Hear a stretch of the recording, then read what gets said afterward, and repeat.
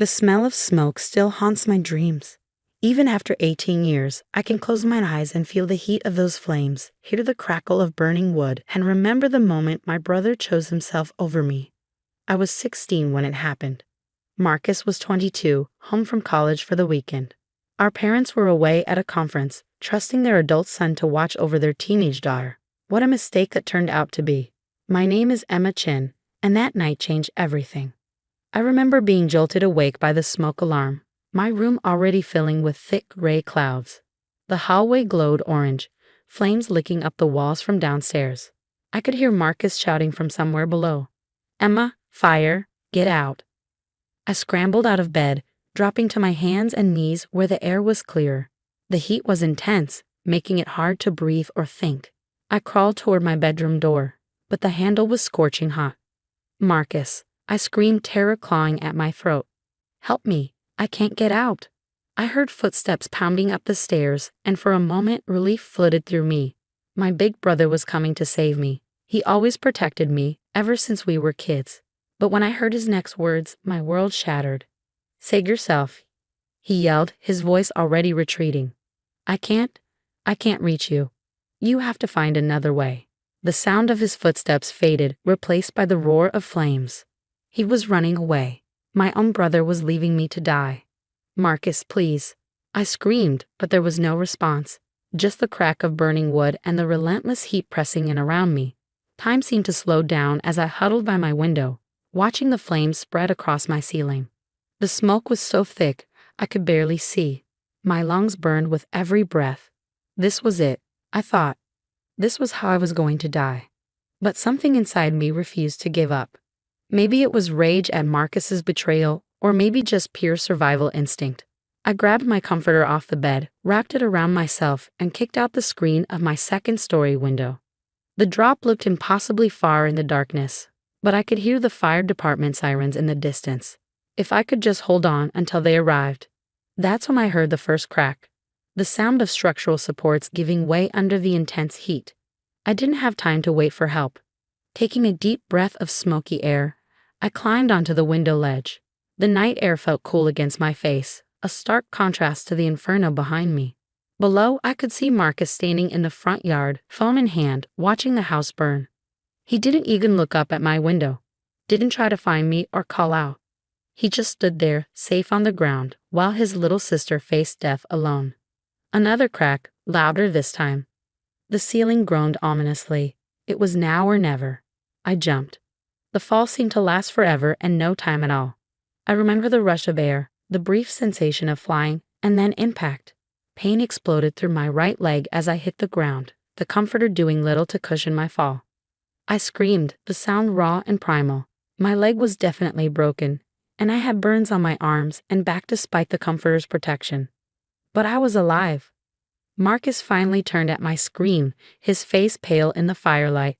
He took a step toward me, then stopped, as if unsure what to do. The brother who had once carried me on his shoulders, who had taught me to ride a bike and helped me with my homework, couldn't even bring himself to help me now. The fire trucks arrived moments later, followed by an ambulance. The paramedics rushed to help me while firefighters battled the blaze.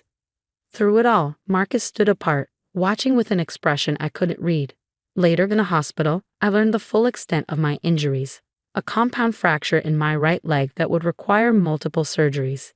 Second-degree burns on my arms and back. Smoke inhalation damaged my lungs that would take months to heal.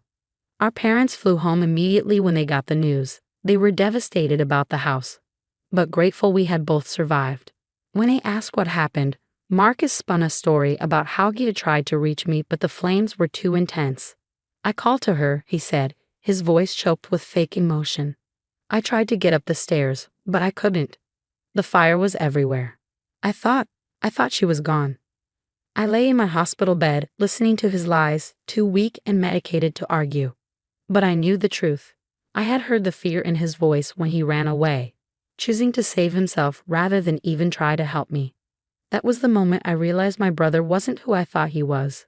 The person I had looked up to, trusted and loved unconditionally, was gone, replaced by a coward who would sacrifice anything, or anyone, to protect himself.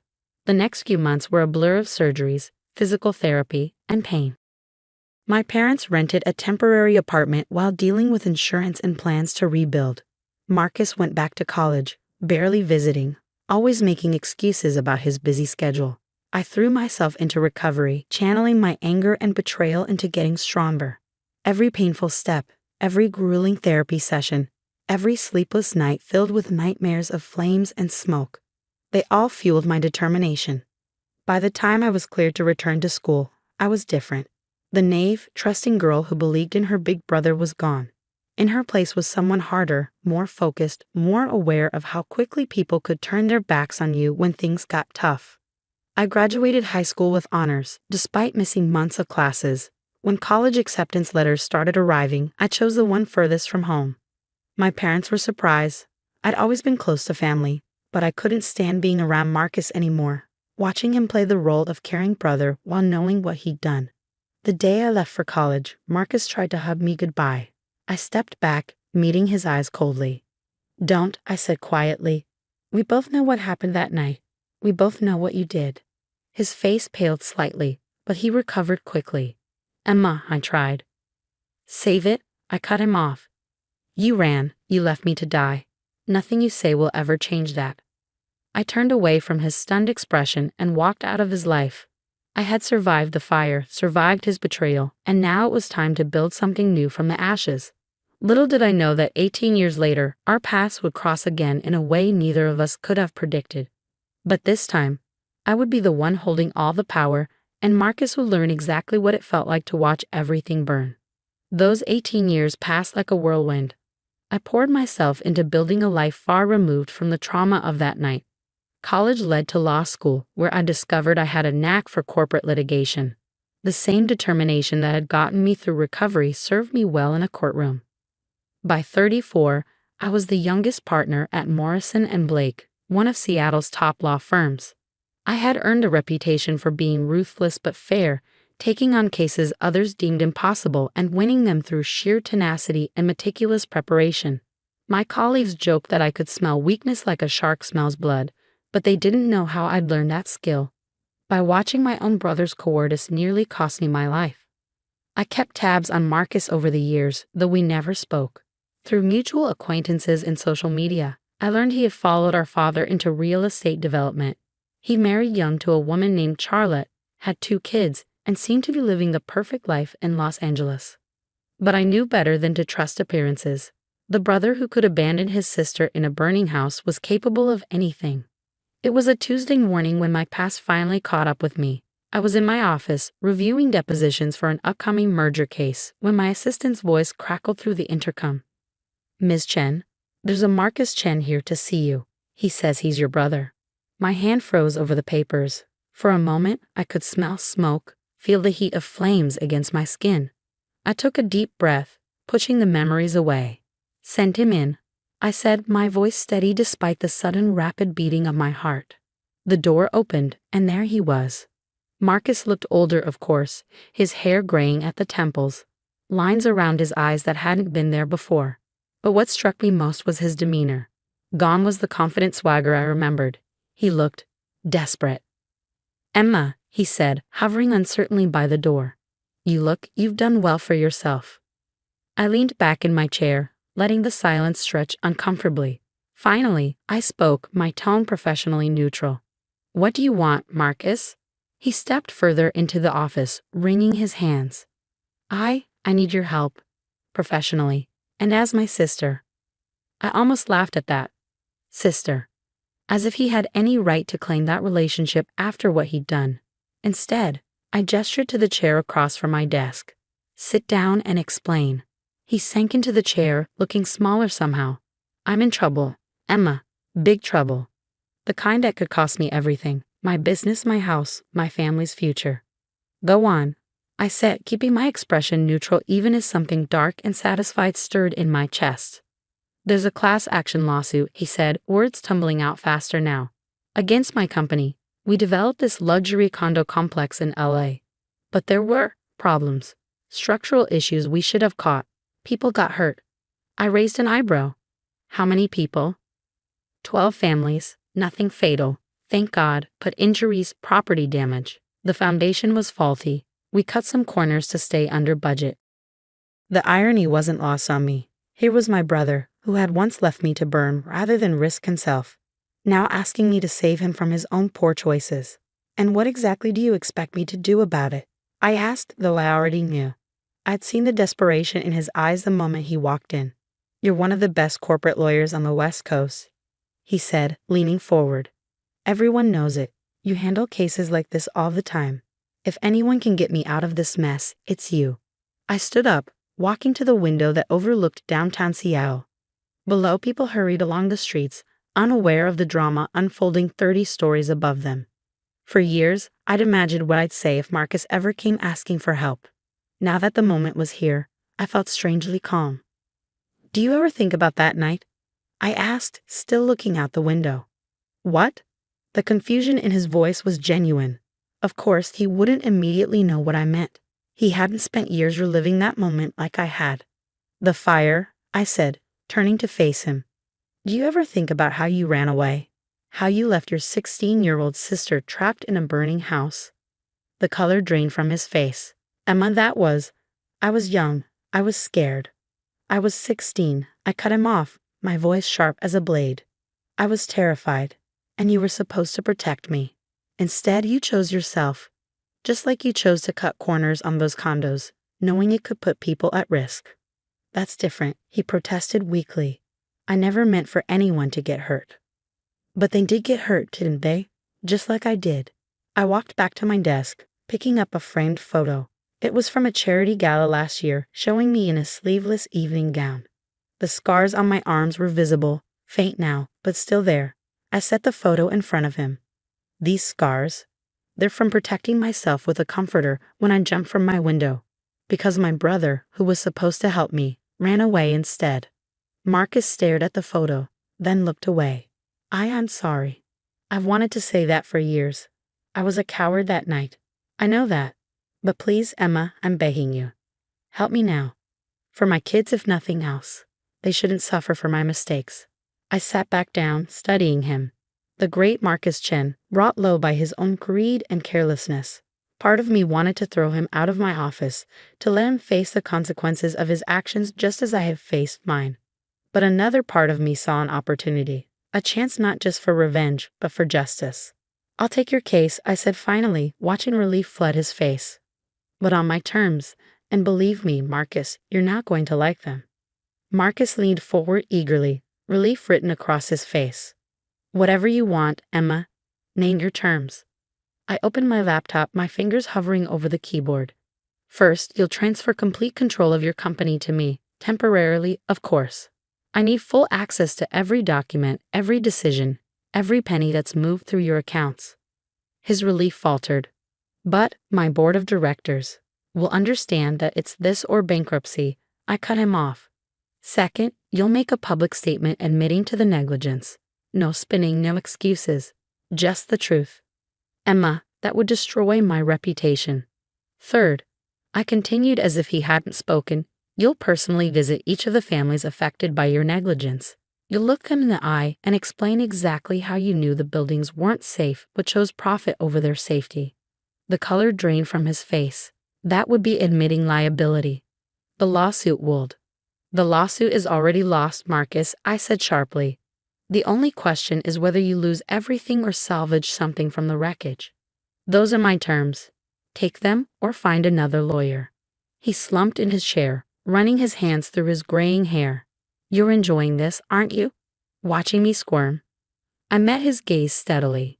No, Marcus, I'm teaching you something about responsibility, about facing consequences instead of running away from them.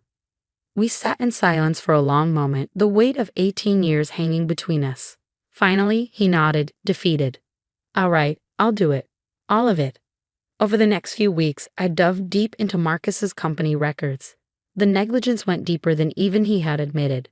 Falsified inspection reports, bribes to local officials, a pattern of cutting corners that stretched back years. It was worse than I'd imagined, but it gave me exactly what I needed. I arranged meetings with the families hurt by the faulty construction, made Marcus sit there while they told their stories, The mother who'd broken her leg when her kitchen floor collapsed, the elderly couple whose retirement savings were tied up in a now worthless condo, the young family whose children had nightmares about the ceiling caving in. He tried to leave after the third meeting. I caught his arm in the parking lot. "Running away again?" I asked quietly. "Some things never change, do they?" His face flushed with shame. I can't face any more of them." "Yes, you can," I said firmly, "because this time you don't have a choice." As the weeks turned into months, I watched my brother change. The arrogance fell away, replaced by genuine remorse. He stopped trying to defend his actions and started listening to the people he'd hurt, started understanding the real cost of his choices. Meanwhile, I negotiated with the plaintiff's attorneys. The settlement we reached was fair, $2 million in damages, plus additional funds for repairs and relocation costs. Marcus's company would survive, barely, but he would lose his position as CEO. The board would appoint new leadership, with strict oversight measures in place. The day we finalized the settlement, Marcus sat in my office looking shell-shocked. "I don't understand," he said quietly. "You could have destroyed me completely. Why didn't you?" I thought about that night 18 years ago, about the scared teenager I'd been and the person that experience had shaped me into. "Because destroying you wouldn't change anything," I said finally. "But making you face your actions, forcing you to see the consequences of running away, that might actually make a difference." He was quiet for a long moment. "I've thought about that night every day since it happened," he'd admitted finally. "The sound of you screaming for help, the smell of smoke. I was so scared, Emma, but that's no excuse. I left you there to die, and I've had to live with that knowledge ever since." "Yes," I said simply, "you have." "When I saw your name in the papers, saw how successful you'd become, I was proud and ashamed, because I knew you'd done it all despite me, not because of me." He met my eyes, his own filled with tears. "I don't expect forgiveness. I don't deserve it, but I want you to know that I understand now what it means to face your fears instead of running from them." I stood up, walking to the window where the Seattle skyline glittered in the evening light. "You know what I learned from that night?" I asked, not turning around. "That sometimes the worst moments of our lives become the foundation for something stronger. Every scar, every nightmare, every moment of pain, they all taught me something about survival. About refusing to let someone else's cowardice define my life." I heard him stand, his chair scraping against the floor. "You're a better person than I am, Emma. You always were." "No," I said, finally turning to face him. "I just learned earlier than you did that running away only delays the inevitable. Sooner or later, we all have to face the fires we've started." He nodded, understanding the deeper meaning in my words. "Thank you," he said quietly. "Not for saving my company, but for making me face what I've done. All of it." As I watched him walk out of my office, I felt something shift inside me. Not forgiveness exactly. Some wounds run too deep for that. But perhaps understanding. We were both shaped by that night 18 years ago, just in different ways. I had chosen to face my fears head-on, to build something stronger from the ashes of what was lost. And now finally, Marcus was learning to do the same. That evening, as I sat alone in my office watching the sun set over Seattle, I thought about the scared 16-year-old girl who had jumped from a burning building, betrayed by her own brother.